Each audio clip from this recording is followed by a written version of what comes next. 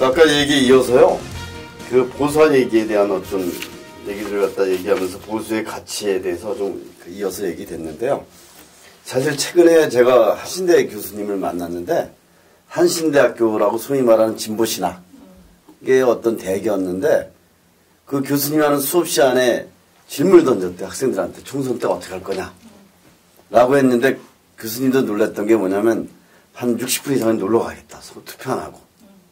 그리고 나머지 한 20, 30%도 네? 교수님 생각했던 건 너무 다른 아까 보수화된 어떤 입장에 대해서 지금 경제가 안정되니 우리가 일자리를 얻을 수 있는데 그러기 위해서는 보수된 어떤 후보를 뽑아야 된다라는 식의 관점의 얘기가 돼서 교수님이 시험 답안지 보고 놀래가지고 굉장히 답답해했던 이런 것들을 저 얘기를 들었었거든요. 근데 소위 이제 그런 게 최근에는 일베라는 어떤 인터넷상의 어떤 보수화된 층의 어떤 결집력까지도 이제 나타내고 있는데 이런 젊은 사람들이 이렇게 보수화되고 있는 것 이런 걸 좀 어떻게 봐야 되는지 그리고 우리 교회 안에 있는 젊은이들도 마찬가지라고 생각이 드는데요.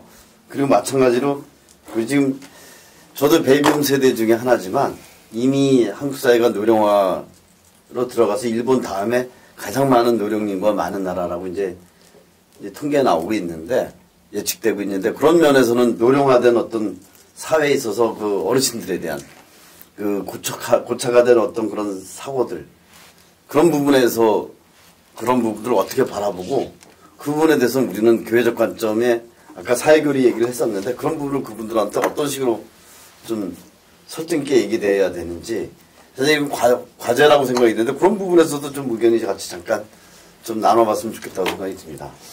저는 이제 너무나 또 그 당연한 얘기 같지만 그 모델이 사라져가고 있다. 그러니까 닮아야 될 모델은 없고 불안하거나 혼란스러운 모습 속에서 자꾸 노출이 되니까 그런 현상이 생긴 것 같은데요. 그래서 필요한 것은 그 모델을 시급하게 회복하는 게 필요하겠다. 예를 들자면 그래도 각 분야마다 존경받는 사람이나 존경받는 그 그룹들이 있지 않았겠습니까? 예를 들어서 뭐 법조인 같은 경우라면은 정말 양심에 따라서 올바른 그 판결을 통해서 근데 그 올바른 판결과 양심에 따른다는 것은 불가피하게 그 역풍을 맞거나 충돌을 하잖아요. 근데 그랬을 때 용기 있게 과감하게 그 모델로서의 그 사표를 보여줬던 분들이 계시다. 근데 이제 그런 분들이 점점 이제 그 설자를 잃어버린 거잖아요. 네. 그러면 이제 법조인뿐만 아니라 선생님들 가운데서도 그렇죠. 우리가 흔히 말하는 뭐 참스승으로서의 사표가 되는 분들, 또 종교인들 가운데서도 그런 분들. 그래서 아마 이제 시민사회가 건강하게 건강성 회복한다는 것은 어쩌면 각 분야에서의 그런 그 훌륭한 모델인 분들을 찾아내고 그분들을 지켜주고 그분들을 말하자면 닮아갈 수 있도록 이렇게 지원해주는 역할이 필요하다고 생각을 하고 또 그런 역할을 할 수 있는 부분이 저는 이제 대학 사회라든가 또는 이제 그 종교 또는 문화 분야라고 생각을 하거든요. 그런데 그걸 잘 아는 저쪽 사람들은 대학을 뭐 자본에 예속화 시킨다든지 또는 종교나 이런 경우들을 갖다가 어떤 현세적 가치에 이렇게 매몰시키는 이런 이제 작업을 해온 건데 거기에 넘어간 거라고 보거든요. 넘어가고 있는 중이든가. 그래서 필요하다면은 젊은 사람들이 아무리 세상이 거칠고 힘들고 불안하더라도 닮을 사람, 닮은 집단, 닮은 그룹들을 볼 수 있도록 해주는 게 필요하겠다. 그런 게 좀 너무나 원론적인 얘기지만 필요하다 시급히 그런 생각도 해봅니다. 네. 그러니까 윤리적 도덕적 가치에 대해서 모델이 될 수 있는 사람이나 그룹 이런 분들이 좀 더 나와야 되고 그 사람들의 어떤 것들을 배워가는 이런 과정을 말씀하셔 주셨는데요. 그리고 그 중에 또 정말 요즘 같은 대중매체의 영향력이 큰 사회에서는 언론 소위 말하면 정론직필의 그 언론을 하루빨리 찾아내야 되겠다. 그게 요새 이제 기회가 될 수 있다고 봅니다. 왜냐하면 이제 거대한 어떤 그 기성의 매체 말고 SNS라든지 새로운 그 소통 방식의 매체들이 자꾸 등장하지 않습니까? 네. 그런 매체들 안에서의 정론 직필의 어떤 언론의 어떤 그 자리를 구현해가는 사람들 또는 그 매체들을 적극적으로 이렇게 개발하고 알리는 것도 필요하다. 그러면 아무리 힘이 들어도 그 기대고 또 바라볼 만한 또는 쫓아갈 만한 그 안내자가 나타나면 그래도 왜곡된 이런 보수를 바로잡는데 큰 역할을 하지 않을까 생각합니다. 네. 네. 그리고 또 한편으로 보면 프란시스 교황님이 복음의 기쁨에서 얘기하셨던 게 그 신자주의의 어떤 폐해에 대해서 얘기하셨던 것 같아요.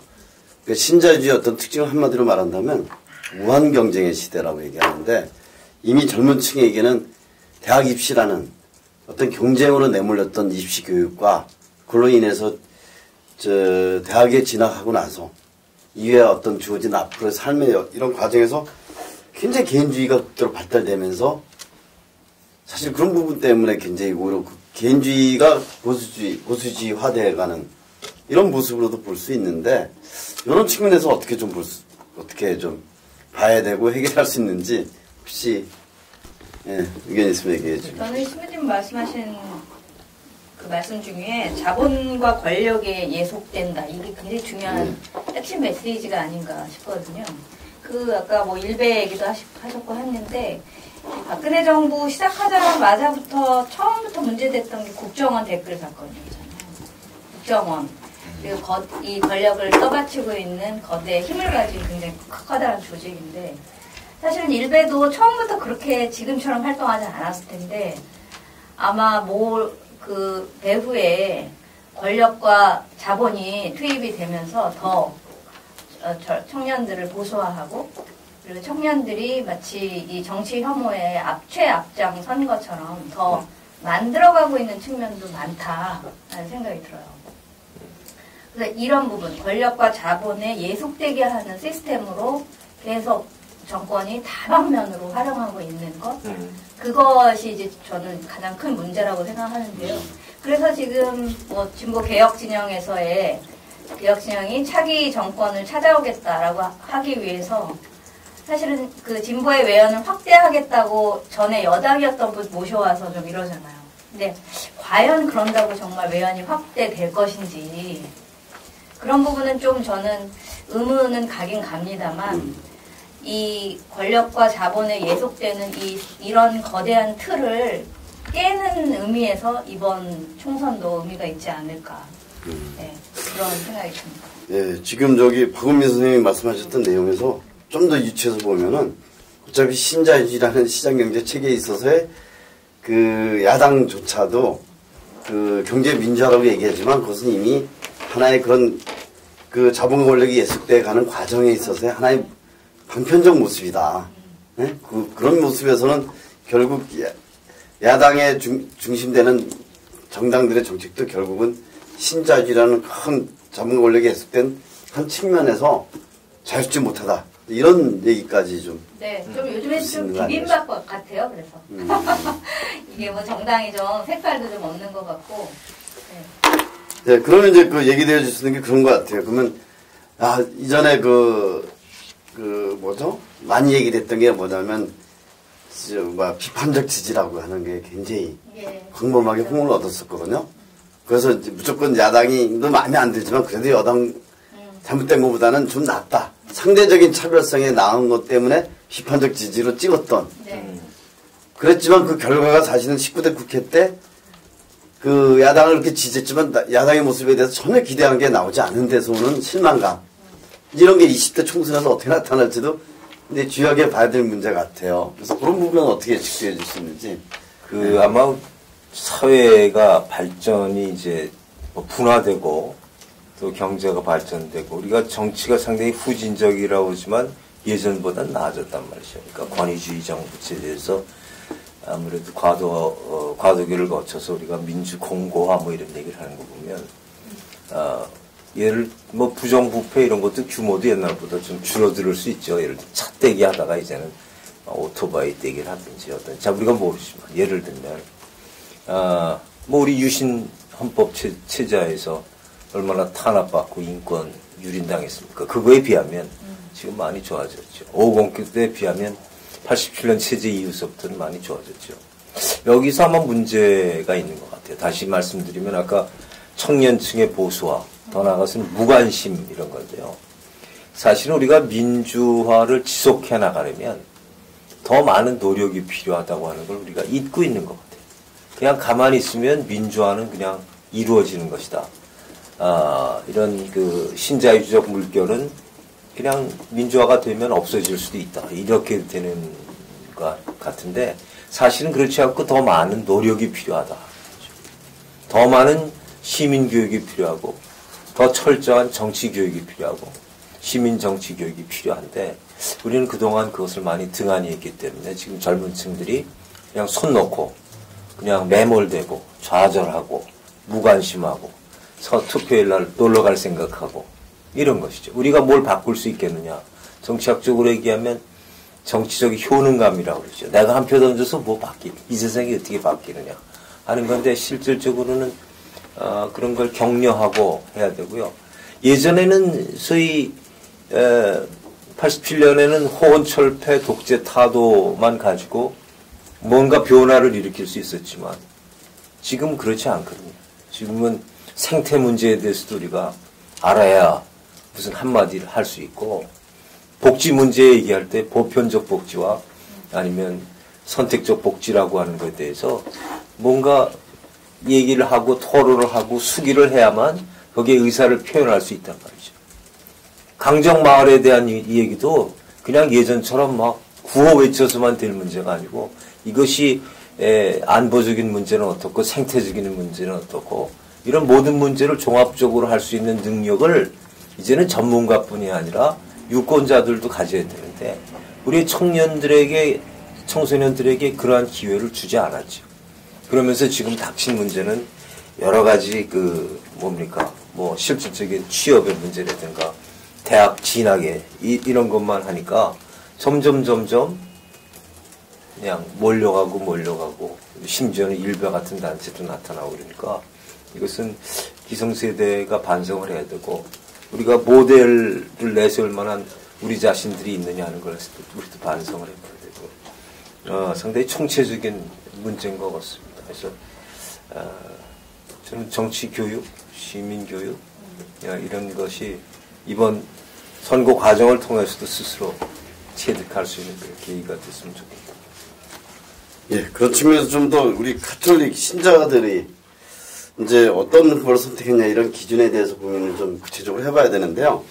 사실 그 20대 국회의원 선거에 지금 한 담화문을 주교회에서 발표했는데 아까도 잠깐 언급하셨지만 한 3가지 특징으로 얘기하고 있는 것 같아요. 첫 번째는 투표는 국민의 권리고 그리스도의 의무다.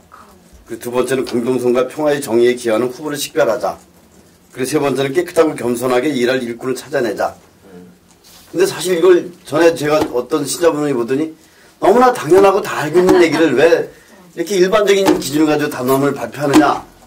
네? 이게 어떻게 지침이 되느냐 이런 얘기도 하고 있거든요.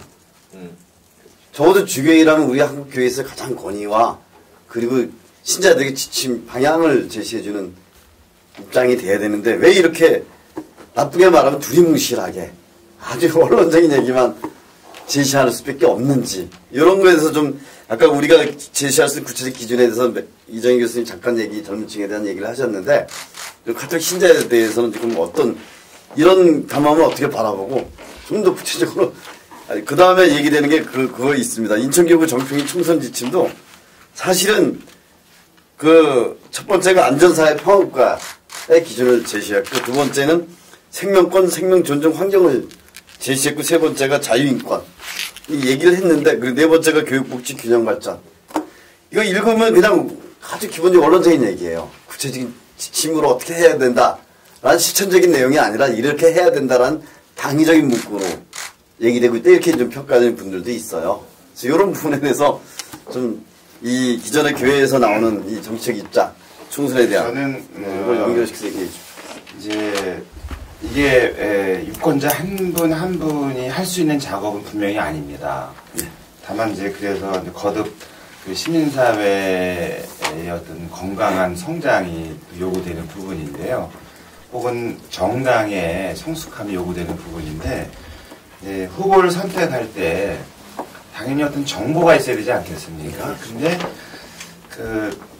기존에 다시 출마하는 분들은 그분이 국회에서 어떤 입법 발의를 했는가, 본인이 주도해서 혹은 결합해서, 그리고 그 발의한 입법의 어떤 내용이 가톨릭 신자로서 이게 무엇보다도 그 입법 안에 사회적인 약자를 반드시 우선하거나 적어도 고려한 법인가, 그게 국방이 됐든 뭐 정치가 됐든 뭐든 간에, 만약 정치라 그러면 뭐 정치 신인이라든지 정치적 소외자들을 위한 장치를 마련한, 예를 들면 그것이 저는 가장 그래도 현실적으로는 기존의 정치인을 평가하는 객관적 기준으로서 잘 작동할 것 같고, 만약에 정치 신인의 경우에는 잘 모르잖아요. 그런 경우에는 그 정치 신인의 이력, 경력 중에서 그분이 사회적인 약자, 그게 뭐 환경이 됐든 노동이 됐든 뭐든 간에 그 분야에서 적어도 교육이든 사회적인 약자를 염두에 두고 활동을 한 이력이 있는가. 그리고 그 이력이라는 게 그냥 명분 뭐 이런 것이 아니라 단순한 내세운 게 아니라 실천적으로 몸으로 움직인 적이 있는가. 그것이 그래도 현실적으로 우리 가톨릭의 현실에서 마지노선, 그 어느 경우라도 사회적 약자를 우선한다는 것을 내세울 수 있는 기준으로 작동하지 않을까 그렇게 생각을 합니다. 네. 가장 중요한 건 입법 활동을 했던 그 이력과 경력을 통해서든 간에 가장 중요한 어떤 원칙은 사회적 약자를 우선시 했는지 안 했는지 그런 거에 판단의 기준을 가지고 봐야 된다. 이런 말씀을 해주셨습니다. 근데 이제 한편으로 보면 이 정당에 출마하는 분들을 제 주위에 친구들도 있지만 개인으로는 다 이전의 경력에 민주화운동했고 뭐 잘해왔는데 막상 아까 그 이정희 교수님 말씀하신 것처럼 정당체제 국회 제도 안에서 나는 어쩔 수 없다 라는 핑계를 대는 사람도 많거든요. 그러면서 입법활동이나 뭐 이런 거에 대한 자기 경력이 이력은 다 그렇듯하게 다 꾸며져 있는, 사실 이걸 식별하는 사람한테 굉장히 어려운 부분이라고 생각은 드는데 그런 상황은 어떻게 좀 봐야 되는지. 네. 혹시 좀 교수님이 좀 말씀해 주시죠. 그 다음 문제하고도 연결이 된다고 그러는데요. 저는 가톨릭 요번에 어떻든 뭐 구체적으로는 지금 해야 할 일이 한 12일밖에 안 남았기 때문에 말이죠. 지금이라도 열심히 내놓은 공약집이라도 봐야 될 거고요. 그 사람들 이제 오지 않겠습니까? 이제 자료가. 지금이라도 각 여러 시민단체에서 내놓은 각 후보에 대한 평가가 있으면 그것도 우리가 열심히 봐야 됩니다. 아까 말씀드린 대로 이제는 정치가 그냥 쉽게 선거 참여하는 것이 쉬운 그런 저희가 아니니까 짧은 시간이지만 지금 우리에게 주어진 후보들이 과연 어떤 사람인가 하는 것을, 어떤 가치를 가지고 있는가, 어떤 실천력을 가지고 있는가 하는 것을 좀 적극적으로 우리 가톨릭 신자분들이라도 봐야 된다. 물론 그 가치적 기준이라는 것은 우리가 복음적 가치고, 그 다음에 공동선, 사회정의, 소외된 사람들을 위해서 일을 했던 사람, 또 할 수 있는 사람들, 이런 실천력을 들어보는 것이 가장 중요한 것 같고요. 그 다음에 그거하고 연결해서 제 개인적으로 바라는 건 이 사람들이 20대 국회에 가가지고 뭔가를 좀 변화시킬 수 있는 사람인가 하는 걸 봤으면 좋겠습니다. 계속 정당 체계 속에서 매몰될 건가, 아니면 자기의 기득권을 버리면서까지도 정말 앞으로의 어떤 미래에 좀 다양한 이해가 국회에서 대변될 수 있는 그런 체제를, 정당을 변화시킬 수 있는 사람. 아까 말씀하신 것처럼 정당이 제대로 역할을 못하지 않습니까? 우리가 시민사회와 국가를 얘기할 때 중간에 정치사회를 얘기하는데, 바로 그 정치사회의 가장 중요한 액터가, 행위자가 정당이라고 한다면, 이놈의 정당이 우리나라에서는 작동을 못한단 말이죠. 그래서 이런 정치사회를 자기가 희생하더라도 바꿀 수 있는 이런 사람들을 좀 뽑았으면 좋겠다. 그게 어떠한 20대가 국회가 되느냐는 건 그 다음에 말씀드리겠지만 하여튼 희생해서 뭔가를 좀 바꿀 수 있는 사람이 내가 뽑을 사람 중에 있는가?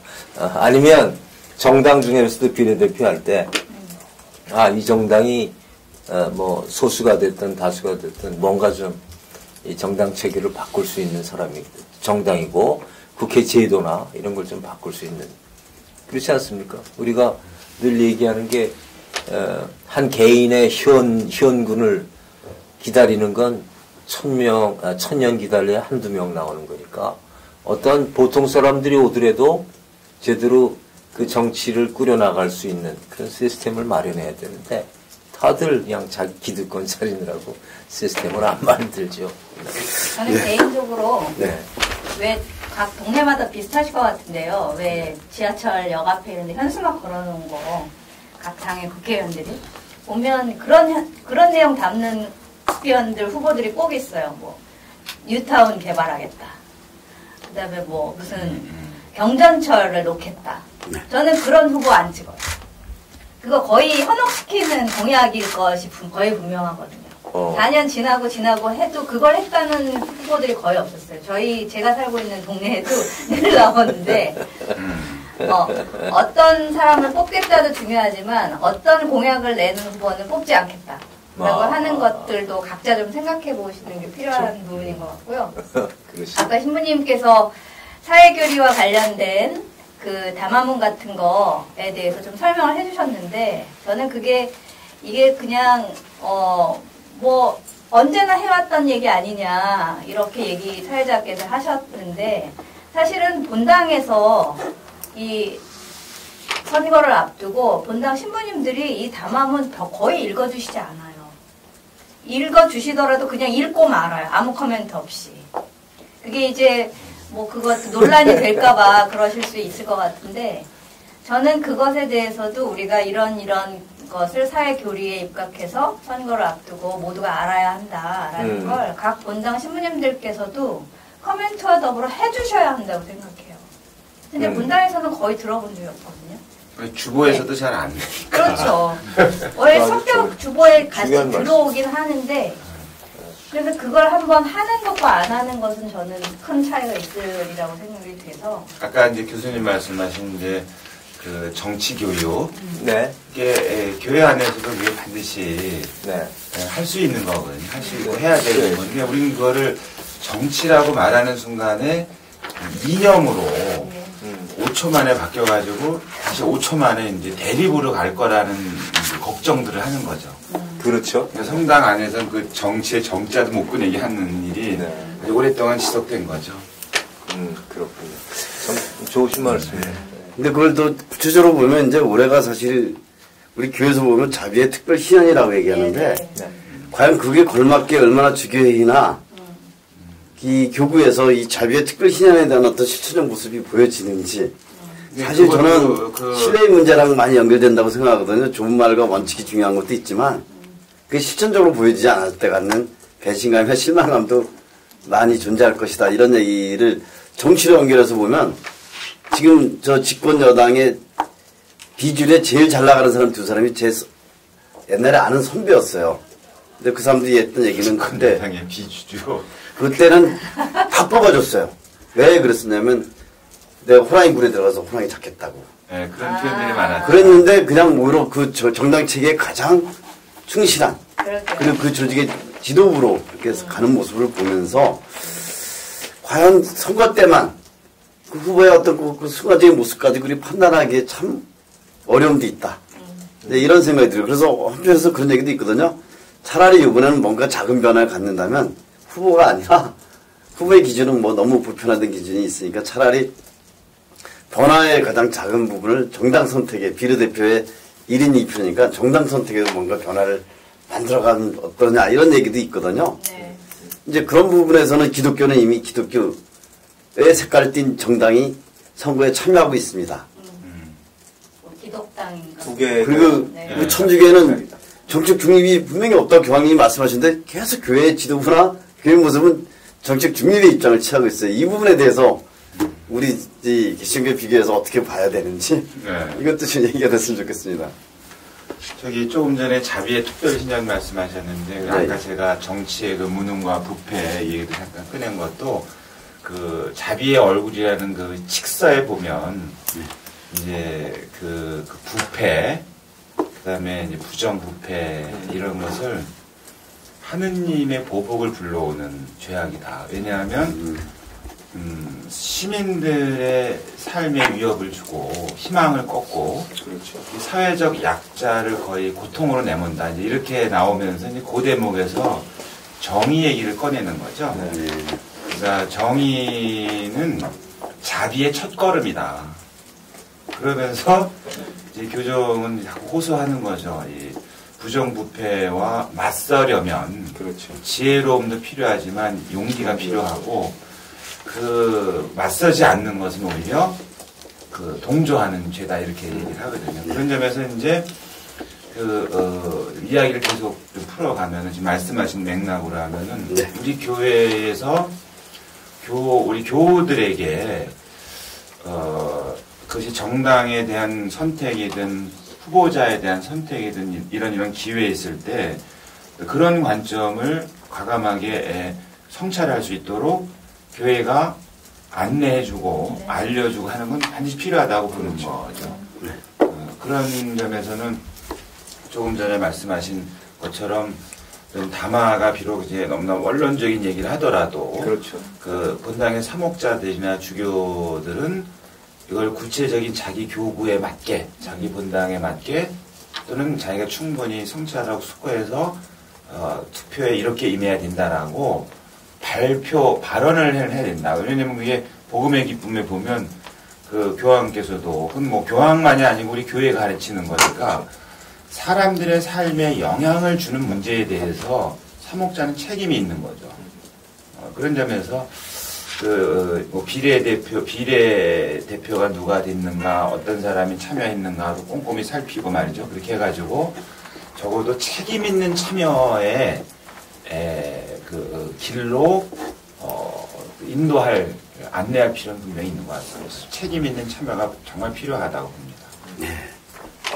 그러니까 이제 그 책임 있는 참여에 대해서 이제 말씀해 주셔서 굉장히 공감이 가는데요.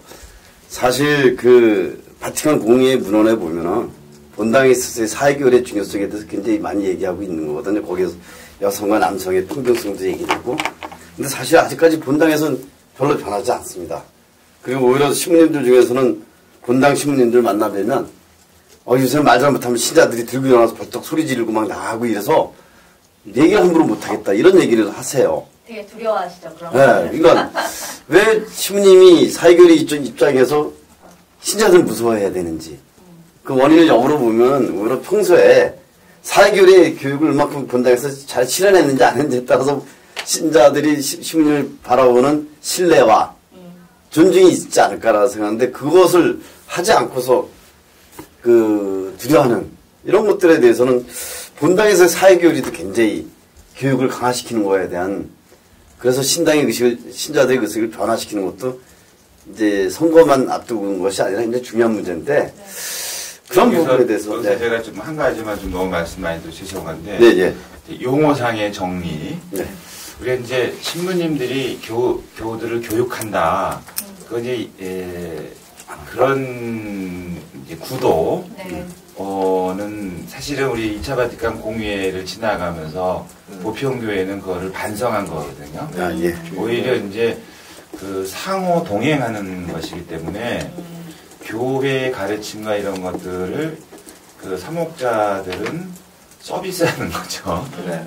제공을 하고 그것을 성찰하고 실천하고 행동함으로써 세상을 바꾸도록 격려하고 자리를 마련해주고 하는 거거든요. 네, 그러면서 교회는 이제 그 교육이라는 용어보다 이제 그 성장, 동행, 양성, 그러면서 이제 지난번에 교우님께서는 이제 과도한 성직자 중심주의가 네. 오히려 교우들의 그 성장을 가로막은 것은 아니냐, 반성할 필요가 있다. 그것도 문제다라고 이제 뼈 아프게 지적했거든요. 그래서 이번 기회도 마찬가지로 좀 이렇게 이해하면서 해야 될 것 같습니다. 예.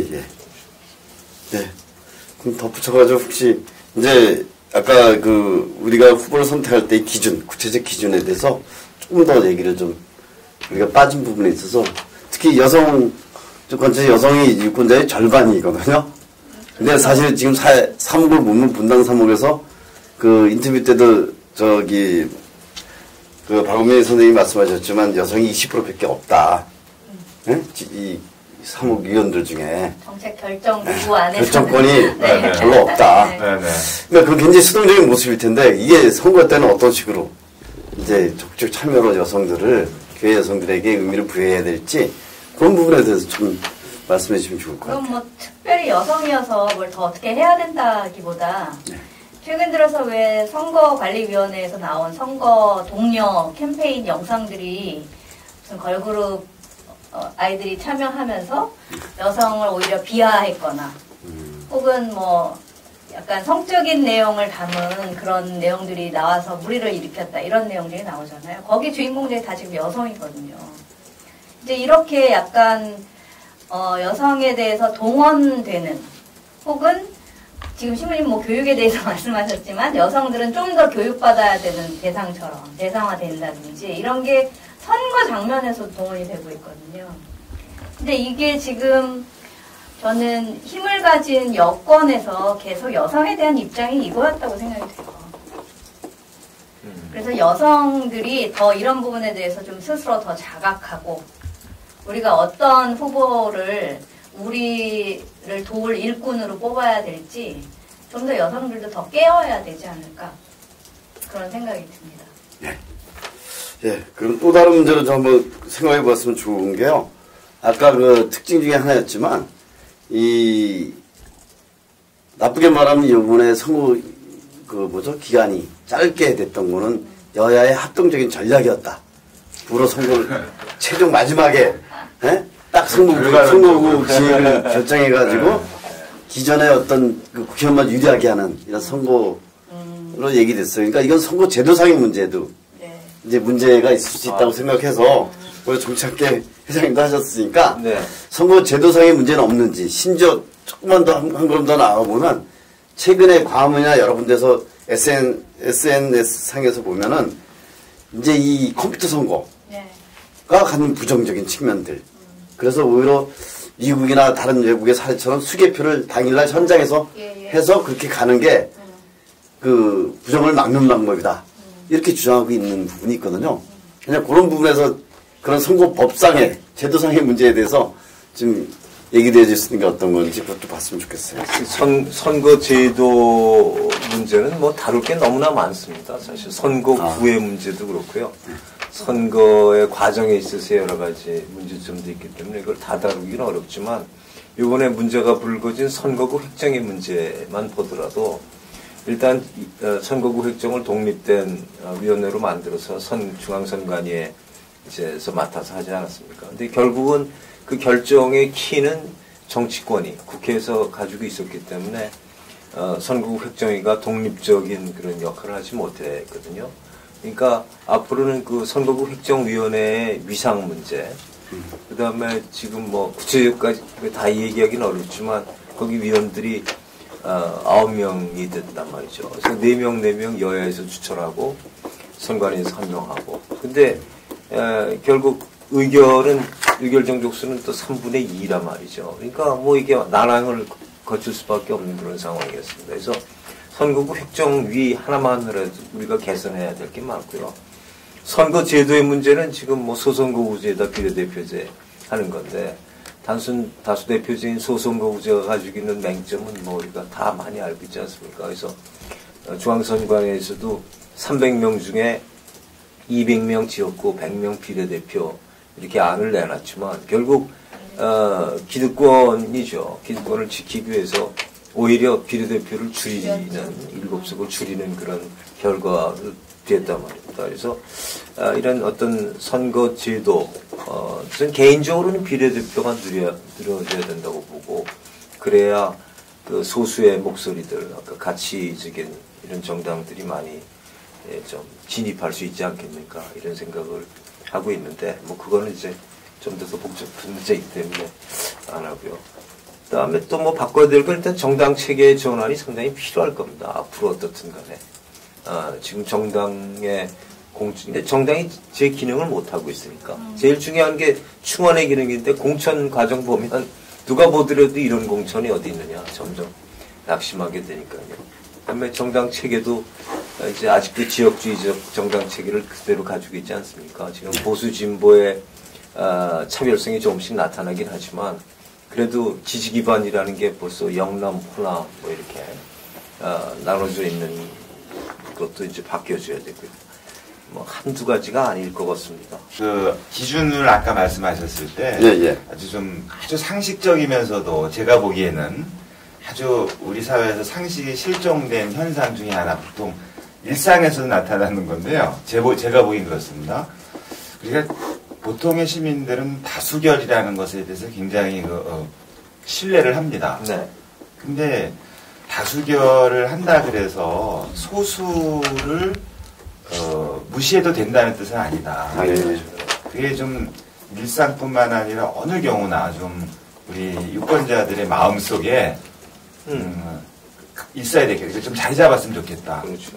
그래서 저는 가끔 이제 뭐 비유를 들거든요. 뭐 강문 때나 교리 때 네. 식구가 5명 있고 할머니 할아버지 7이 있는데 외식하러 나가자 할 때 할머니 할아버지의 입맛이 다르고 요즘에 아이가 입맛이 다를 때 물론 뭐 할머니 생신이라 그래서 한 자리에 가서 식사를 한다 그래서 나머지 예를 들어서 보신탕집을 나간다 그러면 안 된다. 그래서 보신탕집에도 닭 있잖아요. 네. 그걸 둔다. 둔다. 왜냐하면 그 성향이 다른 사람을 소수라 하더라도 존중하는 시스템이 그런 건데 우리는 자꾸 일상생활에서 다수결로 정하자고 나면 소수의 의견은 아예 없는 것 취급하게 된다. 근데 그러지 말자라는 그 우스개 이야기를 하는데요. 이제 이 선택의 기준에서도 마찬가지겠지만 그 사람이 소수의 의견을 충분히 존중하는 정도를 넘어서서 소수의 의견을 자신의 의견 안에 반영시켜서 해줄 수 있는 사람이 필요하다. 그렇죠. 원론적인 얘기지만 말이죠. 신부님 말씀하신 게 이제 소위 대의제가 갖는 다수결의 원칙을 넘어서서 우리가 이제 새로운 민주주의, 새로운 대표의 원리가 지금 이게 이제 심의 민주주의라는 표현을 쓰죠. 아니면 뭐 수기 민주주의 이렇게 얘기하니까 다수결에 의한 단순한 대의제가 가지고 있는 맹점이 너무나 크다고 하는 건 잘 알기 때문에 그래서 사회적 협약이라든가 이런 것도 필요한 거고 그런 속에서 어떤 양자가 다 어느 정도 공감할 수 있는 바를 찾아 나가는 게 글쎄 이번 그런 사람들을 뽑으면 좋겠네요. 어떻든 간에 이번에 후보들 중에. 그래서 좀 그걸 좀 이렇게 좀 확장해서 보면요. 아까 이정희 교수님은 아까 소수 의견을 잘 반영할 수 있는 사람으로서의 비례대표제의 확대를 얘기하셨는데 어차피 지금 비례대표가 줄어든 상황에서 그나마 저 비례대표의 소수 의견을 잘 반영할 수 있는 정당을 선택하는 것도 중요한 것 같다. 그럴 수 있죠. 차라리 정당을 보는 기준은 아까 말한 대로 소수 의견을 잘 반영시키는 정당들도 잘 선택되어져서 무조건 다수 후보가 다수의 비례대표를 차지하지 않는 이런 변화도 모색해 볼 수 있지 않느냐. 이런 얘기를 좀 연결시켜서 볼 수도 있을 것 같습니다. 다들 예상하고 있는 것 같아요. 아, 그래요? 네. 소수 정당들도 좀 국회에 증언할 수 있도록. 예, 그래서 지금 얘기할 게 좀 자꾸 얘기되다 보니까 많이 이어져 가는데 지금 시간이 어차피 제한돼 있어서 좀 여기서 어느 정도 좀 5번째 주제 넘어가면서 마무리 져야 될 수밖에 없을 것 같거든요. 네. 그래서 이제 20대 국회 우리가 좀 바라봤을 때 아까 말한 우려들이 많이 얘기됐었고 문제점도 얘기되고 선거 제도상의 문제까지도 이제 얘기가 됐었는데 이 문제만큼은 좀 차기 국회에서 어떤 식으로 반드시 해결돼야 된다라는 어떤 바람과 기대치가 있을 것 같습니다. 그래서 그런 것들에 대해서 좀 마무리 정리하면서 돌아가면서 얘기하시면서 좀 마무리했으면 좋겠다는 생각이 들거든요. 네. 네. 저부터 할게요. 지금 빨리 끝내겠어요. 저는 이제 20대 국회의 입법부로서의 정체성, 행정부, 사법부 이렇게 3권 권력의 분립은 서로 견제하고 하면서도 균형을 갖추도록 하는 취지였는데 그렇죠. 20대 국회는 그 역할을 좀 충실했으면 좋겠다. 행정부하고 사법부라는 큰 국가 내의 어떤 이런 권력을 분립해서 권력이 남용 또는 이렇게 하지 않도록 하는 역할을 국회가 좀 충실했으면 좋겠다는 것. 그게 다른 것보다 좀 절실히 20대 국회는 필요하다고 보고 바람과 기대라고 본다면은 그런 동시에 국회는 입법 기관이면서도 한 사람 한 사람의 입법 기관 아니겠습니까? 근데 그 입법은 최소한의 기준인데 그 최소한의 기준이라는 것은 우리 자꾸 최대 다수의 최대 행복이라는 걸 자꾸 바꿔가지고 그 최소의 기준 말하자면 그 사회 구성원 가운데서 가장 약한 사람이 기준이어야 된다. 최대 다수의 최대 행복을 하는 그런 거 국리주의적 사고가 너무 우리는 당연하다고 여겨졌지만 그것은 행정부나 이런 쪽에서 서비스 형태로 보완할 수가 있기 때문에 오히려 국회 입법이라는 것은 최소한의 조건이라고 말한다면 그 사회에서 가장 그 법의 보호가 필요한 사람 또는 그 영역을 놓고 입법 활동을 해주셨으면 좋겠다 하는 바람인 것 같습니다. 네. 신부님 바람을 충족시키려면 지금 같은 이 정치 구도에서 좀 탈피해서 범야권이 더 많이 국회에 증언해야 가능하지 않을까 이런 생각이 들고요. 저는 개인적으로 상담을 하고 있으니까 요즘 좀 심각하게 생각하고 공부하고 있는 게 아까 신부님께서도 말씀하셨지만 그 아동 학대 문제거든요. 근데 그게 그냥 어느 순간에 생긴 문제가 아니고 그리고 그게 약간 지금 선거와 맞물려서 많이 이슈화되는 측면도 저는 있다고 생각해요. 있는데 정도가 점점 심해지고 있거든요. 심지어 친자를 이제 학대하고 살해하고 뭐 유기하고 이런 일들이 자꾸 생기는 게 저는 우연히 생기는 게 아니라 힘에 대한 맹신에서 온다. 이건 우리 정치권이 보여준 정치 행태에서 계속 합으로 내려가고 있지 않나 하는 우려를 갖고 있어요. 그래서 힘으로 모든 힘을 가지면 모든 걸 다 해도 되고 뭐 설령 좀 나쁜 짓을 해도 용서받을 수 있다라고 하는 게 신자유주의와 맞물려서 지금 전 사회적으로 이렇게 팽창해 나가는 게 저는 가장 큰 문제라고 생각이 들어요. 그리고 그 각 가정으로 이게 스며들고 있다라고 하는 게 정말 문제라고 생각이 되고요. 그래서 그 개인을 비난하고 말 게 아니라 정말 공동체를 우선하는 사회를 만들어가지 않으면 이런 범죄는 영원히 근절할 수 없을 거라고 생각이 들거든요. 그런 의미에서 좋은 사람들을 국회에 등원시키는 것은 무엇보다 중요한 시민의 의무가 아닐까. 그리고 그리스도인의 의무가 아닐까 생각됩니다. 글쎄요. 차기 국회, 20대 국회 신부님 말씀하신 대로 제 기능을 다 하면 되죠. 자, 모든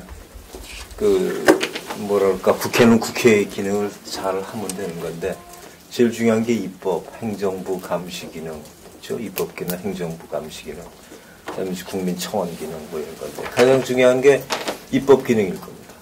우리나라는 지금 상권 분립 체제를 가지고 있으면서도 행정부 우위, 특히 대통령 우위의 체제가 오랫동안 계속됐기 때문에 의회는 그냥 행정부의 예전을 보면 시녀, 그렇죠? 뭐 거수기 이렇게 불려왔단 말이죠.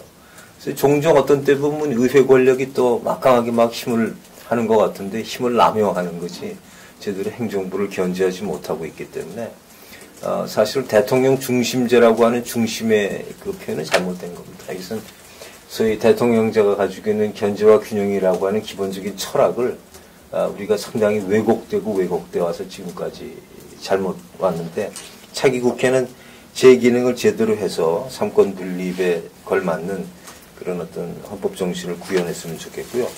그 다음에 이제 구성원들의 문제인 것 같아요. 그러니까 국회의원들이 이번 20대 국회에서는 자신들의 특권을 경제적인 특권이라든가 그 외 모든 특권들을 완전히 좀 내려놓는 모습을 이번에 가졌으면 좋겠다. 그건 기대와 바람입니다.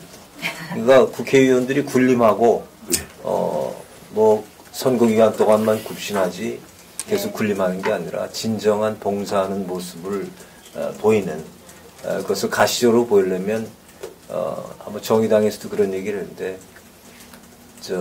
국회의원 봉급도 정말 전체 국민의 월급의 2배 이상을 넘지 못하도록 한다든가 가지고 있는 특권을 완전히 내려놓는 그런 모습들 같은 거. 그 다음에 두 번째는 도덕성의 회복이죠. 지금 아까 롤 모델 말씀하셨지만 우리의 지도자가 참 저렇게 청렴하고 저렇게 열심히 일하고 그런데 열심히 일하다가 정말 기진맥진해서 쓰러진다 그러면 국회의원수 느리자고 그래요. 그럼요. 그럼 400명 느리자 그러면 아니 그렇지 않습니까? 앰뷸런스에 실려가고 코피 흘리고 의정활동 하다가 이런 어떤 열심히 하는 모습 그다음에 또 그런 어떤 도덕성을 가지고 있는 국회를 20대에서는 좀 했으면 좋겠는데요. 이거는 그냥 우리가 바람과 기대만은 안 되고 선거 4월 13일 날 끝난다고 해서 우리의 책임이 끝나는 게 아니라 우리는 지속적으로 그렇죠. 선거일 날만 사슬에서 자유로운 그런 인간이 아니라 정말 자유로운 시민으로서 권리와 책임을 다하려면 지속적인 관심과 견제가 시민사회로부터 있어야만 이런 바람과 기대가 가능하지 않을까 네. 네. 저도 이제 사회자로서 했지만 마지막으로 저도 이제 한 말씀 드리면은 전 아까 그 얘기하다가 이제 보수화에 대한 얘기하다가 이 어르신들 얘기를 나왔었는데 그게 논의는 안 됐던 것 같아요. 그래서 그 부분에 대해서 좀 생각을 말씀드리고 싶은데요. 사실 지금 굉장히 그 베이비붐 세대가 노령화되면서 이제 보수화되고 있는데 그 원인을 좀 잘 보면 좋겠다는 생각이 들어요. 그래서 최근에 그 집회 시위 현장에 보면 어버이 연합, 네. 엄마 부대 뭐 이런 나이 든 사람들이 막 나타나가지고 굉장히 오히려 아까 말한 대로 우리 사회교류적 가치조차도 막 무너뜨리는 이런 모습을 보게 되는데 이미 우리 교회 안에도 가톨릭 교회 안에도 이미 그런 보수 세력이 평신도 집단이 그렇죠. 대두가 돼가지고 신부님들을 뭐 친북 신부 뭐 이런 식으로 구별하고 매도하는 이런 아주 심각한 현상들이 일어나고 있는 것 같습니다. 그래서 그런 모습을 보면서 저는 최근에 제가 어떤 프로젝트 사업을 하는 게 이 노조에서 은퇴되는 나이든 노동자를 어떤 식으로 그러면 노년기에 제대로 노년기에 희망과 행복을 만들어낼 수 있을 것인가 이런 거에 대해서 고민하고 있는데요. 네. 이미 그런 프로그램들이 몇 개 사회복지단체에서 나오고 있지만 그 내용을 면밀히 보면 다 개별적인 개인의 어떻게 재테크 사업자라고 건강 잘 유지할 거냐 그렇게. 이런 화두 이상으로 발전되고 있지 못하다. 오히려 저는 다시 그 나이 드신 과정에 대해서 다시 새롭게 사회에 대한 재인식 그걸 사회교류를 통해서 좀 변화시키고 개인의 어떤 가치뿐만 아니라 사회적 가치 그걸 다시 재정립이 되어지는 것도 좀 우리 교회가 좀 해야 될 목표가 아니겠는가. 사실 수녀원이나 수도회 같은 데서 나이 드신 선생님들이 갖는 소외감이 최근에 굉장히 많이 힘들어하는 모습들을 제가 간간히 보게 되는데 이런 측면에서도 아까 그 나이 드신 분들의 보수화를 막는 이런 부분에 특히 우리 가톨릭 교회가 그런 종교가 해야 될 역할 중에서 좀 잘 고민하고 그런 것 맞는 프로그램들 특히 사회교리를 좀 더 어르신들이 이해하고 받아들일 수 있게끔 좀 잘 대상에 맞게 좀 응용되어질 수 있는 이런 것들이 좀 많이 요구되지 않을까. 이런 게 아마 앞으로 선거 때마다 보수화되고 있는 보수층에 대한 변화에서 특히 나이 드신 분에 대해서 우리 그냥 보수하다 이렇게 낙인 찍는 게 아니라 그 변화돼서 함께 다시 이제 사회적 가치를 만들어갈 수 있는 것이 되면 좋겠다 이런 생각이 들고요. 가장 마무리 지면서 좀 얘기하다 보면 많은 아쉬움도 있고 충분히 정리되지 못한 채 논의가 마무리되는데 그 나머지 부분에 대해서는 아마 자담회 이상으로 많은 유권자들이 가톨릭 신자분들이 생각하고 판단하고 고민할 거라고 믿습니다. 좀 끝으로 하나만 좀 덧붙이면요. 곧 세월호 사건 2주년 다가오고 있고 그렇죠.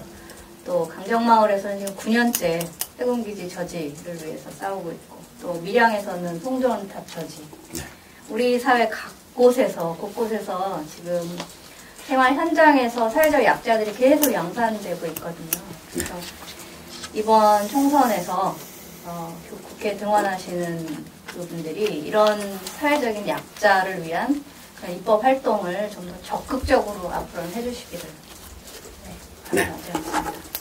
입법 활동의 중요성을 다시 또 마지막으로 강조하시면서 아쉽지만 이렇게 해서 우리 그 20대 총선을 바라보는 우리 교회의 입장, 즉 전문가들이 보는 총선과 정치의 문제는 어떻게 봐야 되는지 이 문제에 대해서 좀 논의를 해봤습니다. 이걸로 아쉽지만 모두 마치도록 하겠습니다. 수고하셨습니다. 네, 고맙습니다. 고맙습니다.